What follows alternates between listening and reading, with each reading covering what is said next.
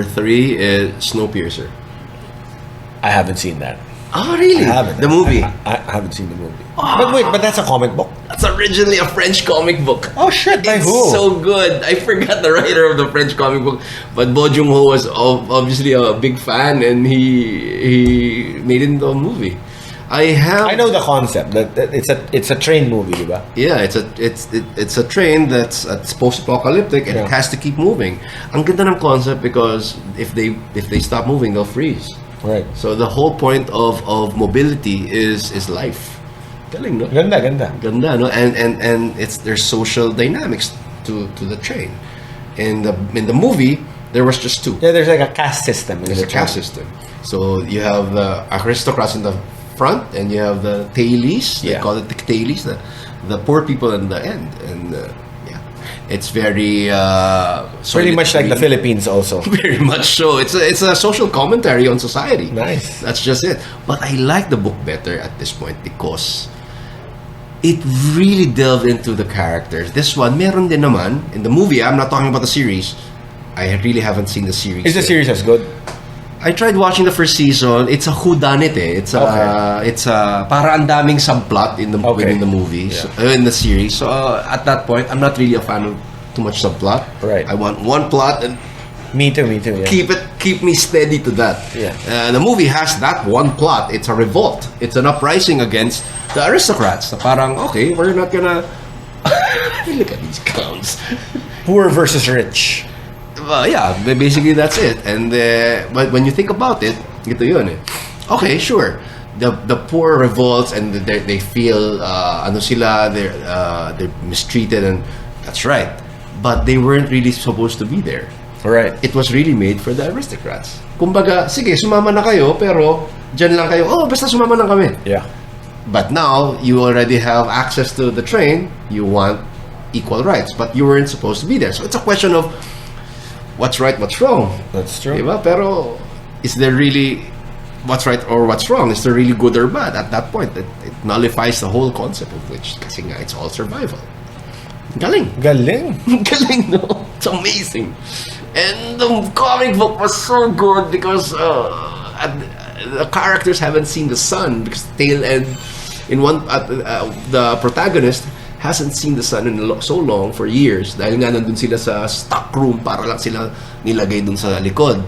So when he goes in front and he sees the sun rise, he was crying. Oh my God. Like, beautiful. I haven't seen this. And these assholes, these rich bastards, see that every day and they take it for granted. It's a take on us. I'm like, what the hell? We take it for granted all the time, every day. I kind of like science fiction stories na yung MacGuffin nila, yung quest nila is sunlight. I love it also, yeah. Like if you watch the new Alien Romulus? movie, Alien Romulus. Yeah, we just saw it last night. That's their quest. The protagonist quest was she was see sunlight. Yeah. Because she was born in a bunker. Yeah, parang ganun. Parang, yeah. Okay, kasi parang wow, parang we see sunlight. We hate the sunlight here in the Philippines. We have too much of it. Yeah. But some people will parang, kill for it. Yeah. The wonders of science fiction, diba? Makes you think. It makes you think, and I love it. I think Snowpiercer was probably the influence. Kasi diba usually dystopia, diba? Parang food. It's a quest for food for like I don't know, reproductive rights or something. Right. Pero ito sunlight, wow, that's so basic, diba? I thought it was a manga. French pala siya. It's French. Iba rin kasi yung sensibility ng French sa comics. They delve into a lot of dialogues. Yan ang pansin ko. They love dialogues. They love. There's little to almost none. The text to picture ratio. Wala. It's all mostly dialogues. You'll learn the story about that. Unlike Western or action or manga, diba? Or manga, it's all descriptions. Right. So a lot of descriptions or internal monologues. But ito dialogue heavy. Well, for Snowpiercer. Interesting. What's yours? What's your next one? This is a bit number 2. Sexy. This is a bit sexy and erotic. Let me guess. Heavy metal. No. Okay. Barbarella. Oh yes, it was a comic book. Yeah, it was a comic book. That's right. So starring Jane Fonda. Yeah. Grabe yun. God dang. What a Up to now, it's a bad movie. It's a horrible movie. It's a horrible movie, but but you can't stop watching. I can't stop watching it because it has that Quentin Tarantino feel then. Tapos very grindhouse. Yeah, very grindhouse. Tapos it's about the concept of like Jane Fonda in her prime. Yeah. Tapos in various states of undress throughout the whole movie. And yung ang ganda nung what I liked about it na parang she is a super no, she's not a super heroine. Kasi she's a space heroine. She's like an explorer. Parang an explorer. Tapos diba yung opening song and the opening sequence, my God, when she was stripping, ganda eh. You mean the trailer ad? Tapos she was in zero gravity, parang goddamn. Or when she was getting attacked by the dolls. Yeah, exactly. So really weird movie, but I like this. I'm a 1960s nerd. Yeah. Nothing screams 1960s sci-fi, but Barbarella. And it's Italian, di ba? It's Italian. Dino De Laurentiis. And it's grabe yun.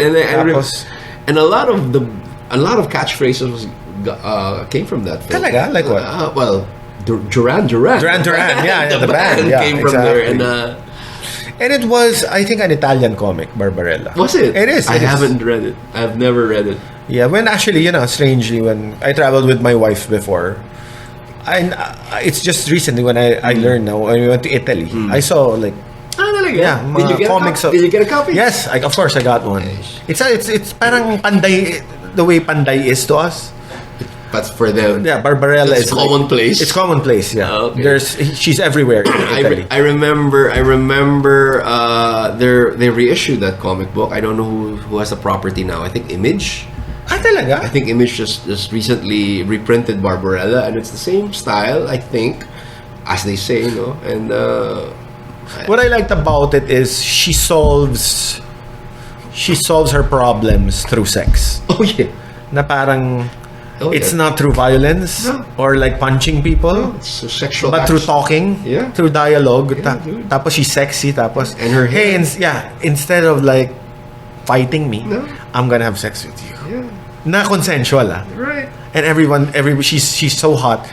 The aliens, angels, whatever, fall in love with her. Right. And they have sex. So parang this is up my alley. It's very 1960s, dude. The sexual revolution. Tapos peace. Barbarella will give James Bond a run for his money.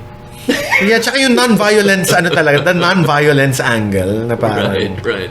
This is a space opera pero it's about sexual liberation. Right. I like it. When the movie was released, was it PG-R? Was it R-rated? X yata eh. Was it X? Siguro R. R.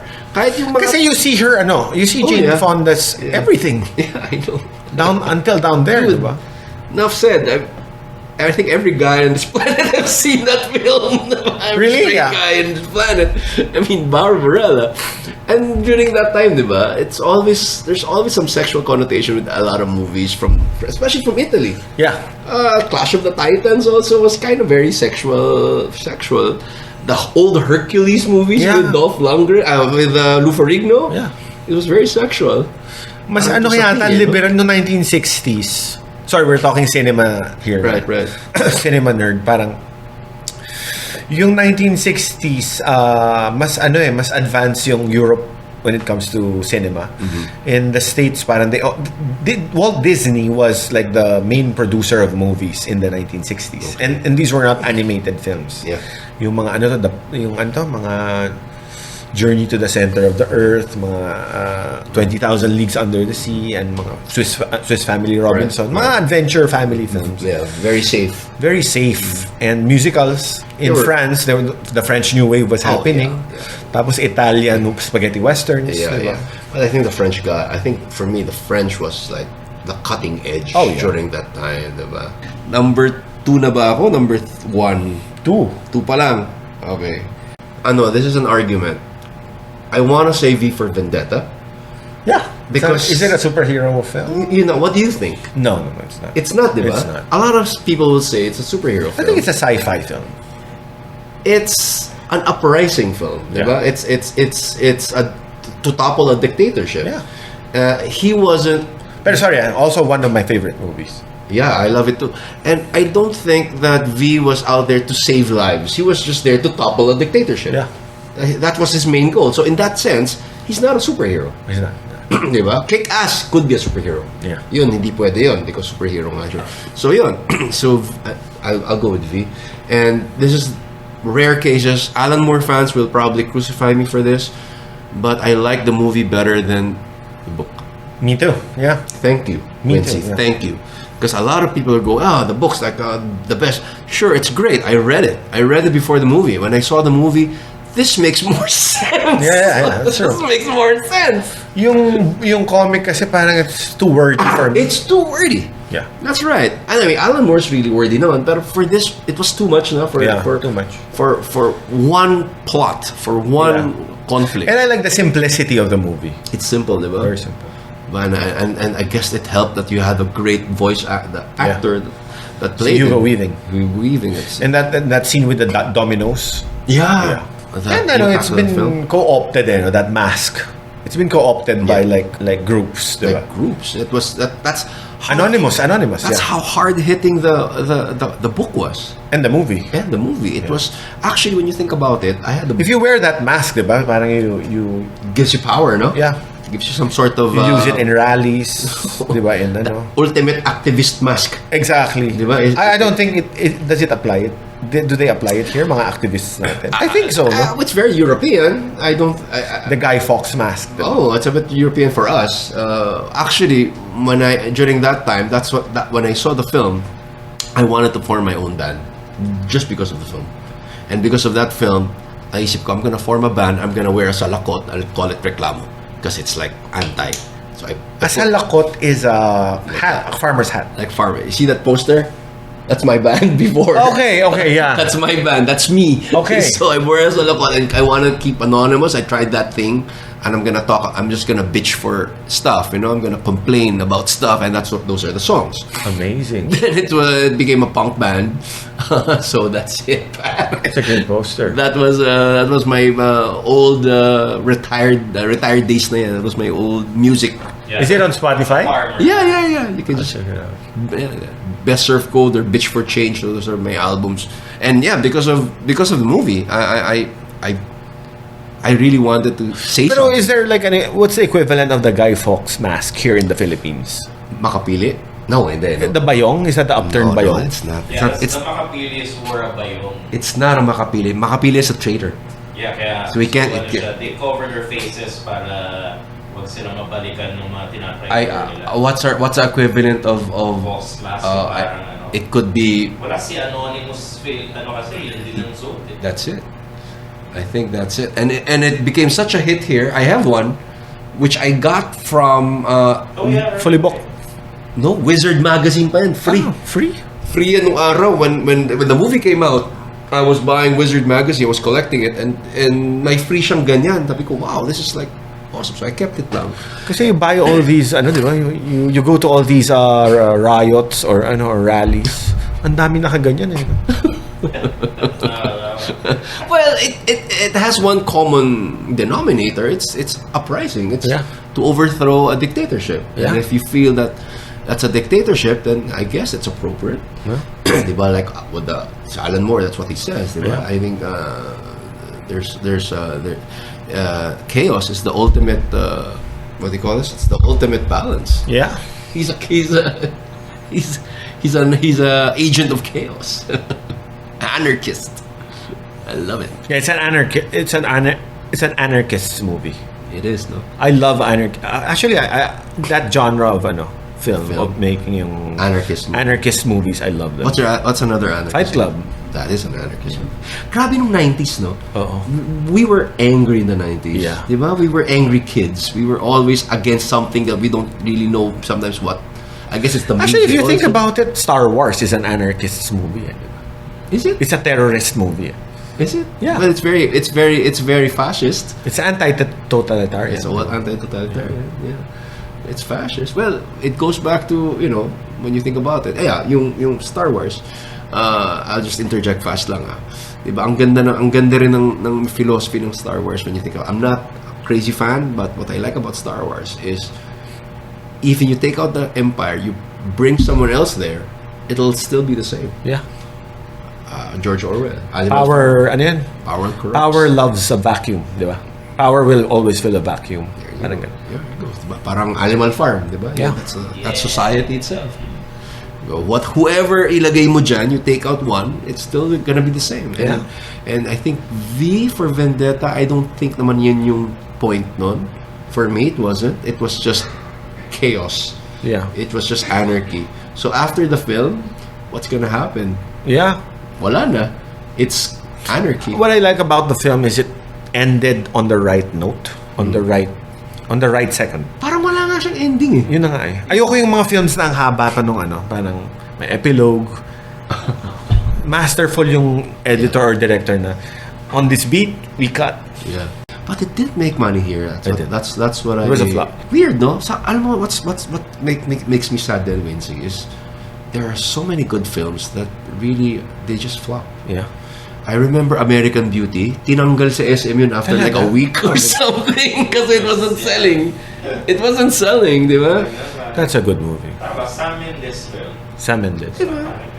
But I would love to see more stuff like that in the mainstream theater, di ba? Yeah. Not puros blockbusters. There's Diba? enough mainstream people who like to think.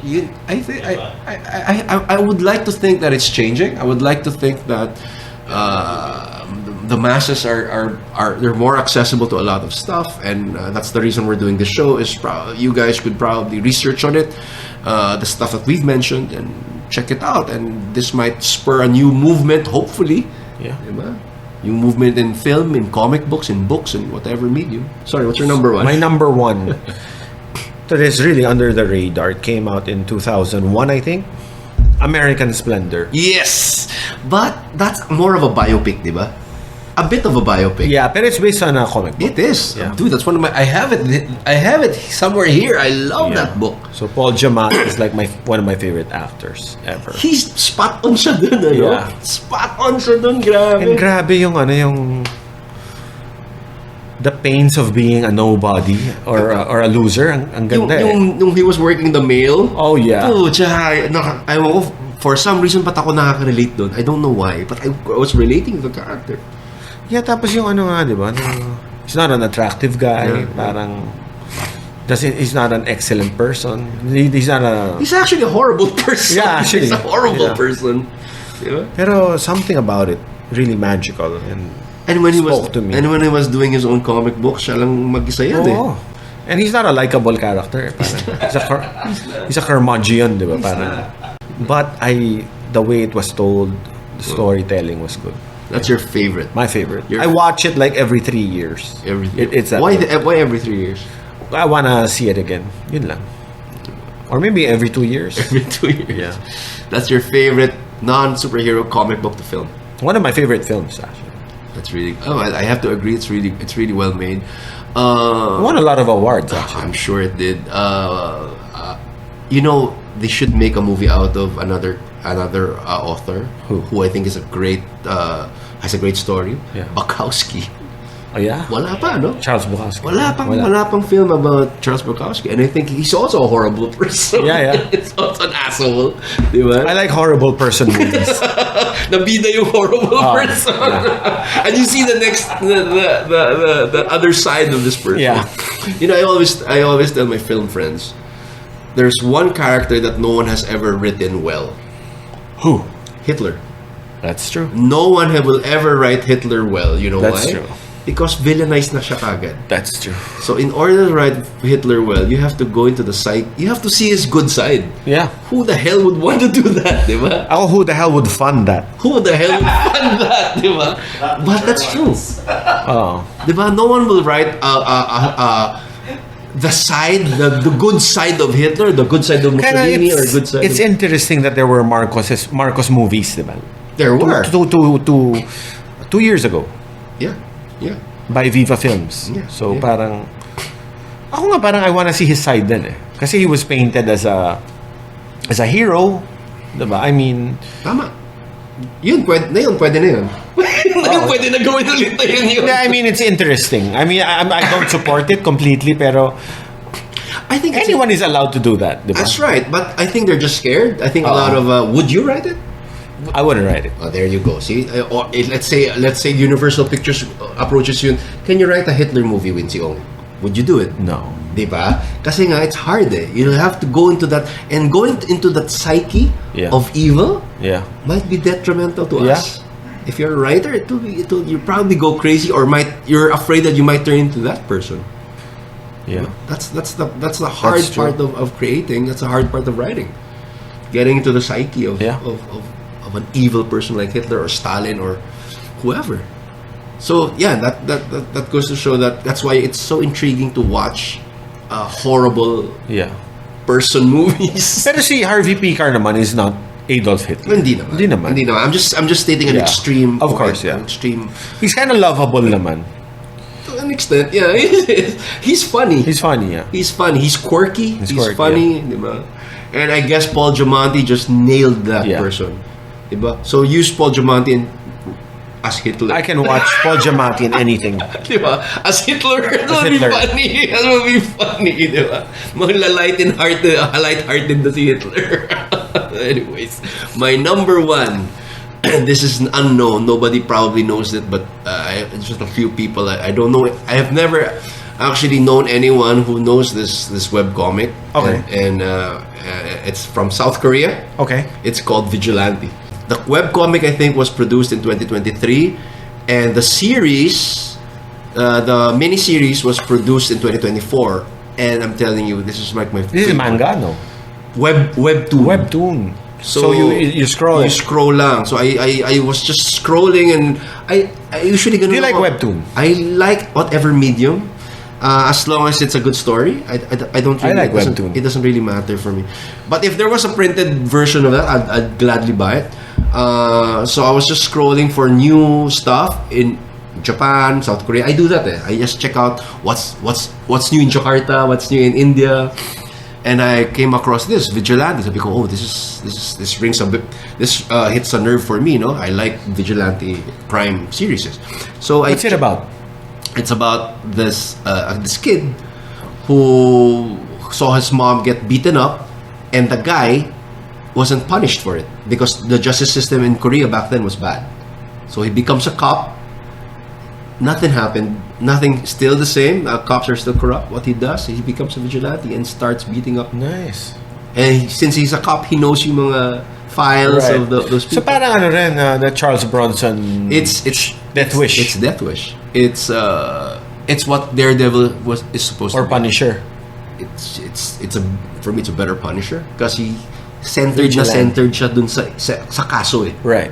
Diba? He reads a case file of this, kunyari ito, ginago, ni-rape, tapos pinakawalan after 2 years. That's not right. Right. He should die. Right. So he goes after that guy and kills the guy. Galing. And it's that simple. Where can you watch it? I just watch it. Wala eh. I go to this obscure website. I can't mention it. I'll give it to you later because I can't mention it here because it might be illegal. So I'll give you the site later, the link, and you can watch it. It's a 6-parter. Ang galing, and there's the dichotomy of there's a good cop that's after him, and how he gives his sentiment about justice. You'll get it. Nice. And you'll get what the cop says about justice also. I mean, galing. So there's that push and pull. The point that justice is only for the rich nullifies the whole point of justice. Nice. Wala na. So in a way, he's an anarchist. Yeah. But he's a cop. So ang ganda ng push and pull ng character na yun, di ba? Ang galing. I love it. That's my favorite I'll check it out. Running comic book now. I hope it keeps on going because I'm in love with it. It's a better Daredevil for me. It's a better Punisher. The South Koreans, I'm telling you, know how to make a revenge film. Oh yeah, they're probably one of the best. And remember that movie I Saw the Devil? I haven't seen it. Oh my god! I think it's free on YouTube. You can watch it there. It's so good. It's like so good. Like these Parasite. I'm sure you've seen. Of course, yeah. Did you like it? I love it. Did you know there's a graphic novel? Yeah. Bo Jung-ho turned his storyboard into a graphic novel. Yeah. Galing. Gets me excited. Gets me excited. You read it? Have you read it? Oh yeah, I have it. Yeah. Hardbound. I got it fully booked. I'm such a fan. Sorry, I'm fanboying. It's great. I'm giddy. Anyways, those are our picks. And did you mention your number ones? American Splendor, American and mine's Splendor. Vigilante from South Korea. Guys, this has been an awesome talk with Wincy Ong. And Wincy, I hope you make more of these. 'Cause Yeah. I love short stories, and Making more. And I'm sure you guys would enjoy this if you're like me who likes the Twilight Zone. I'm a big fan of the Twilight Zone. What's your favorite Twilight Zone episode? 5 characters in search of an exit. Paano yun? Was that the old one or 80s? No, it's the 60s. What's that? Ano, It's like 5 random characters, like a ballerina, a soldier. and they were trapped in Yeah. Oh my god, yeah. They were just inside the... I won't spoil it. Yeah. And you see the... Oh, they were, But you know the movie Cube? yeah, it's like that. Sort of like that. The Sort of parang, that. why are we here? I'm sure They wake up and why are we so random? Parang, are we from different I know. dimensions? Ang Or galing nun. Galing nun. Ang galing. There was a cowboy, there was an Yeah, Indian, a yeah, ballerina. yeah, yeah. Parang, why'd we end up here in a box? Like, Galing. And they in thought a they were room. being punished, di ba? oh, this purgatory. Ganun. Galing. It was never remade. Was it remade? Wala siya sa 80s. Wala, no? Or 90s. It was just kept...